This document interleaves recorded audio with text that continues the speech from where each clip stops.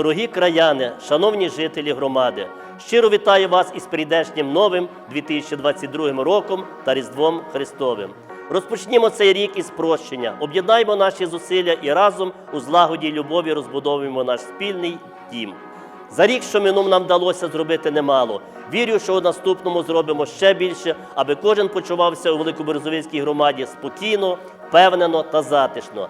Нехай прийдешній рік увійде в нашу оселю щедрим і бажаним гостем, примножить здобутки кожної сім'ї, додасть міцного здоров'я та удачі, принесе довгоочікуваний мир, стабільність, єдність та впевненість у завтрашньому дні.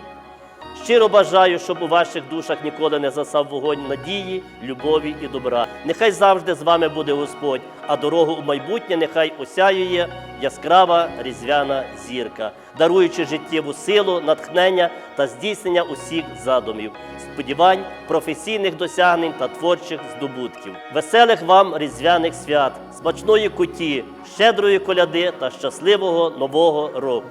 Святом вас!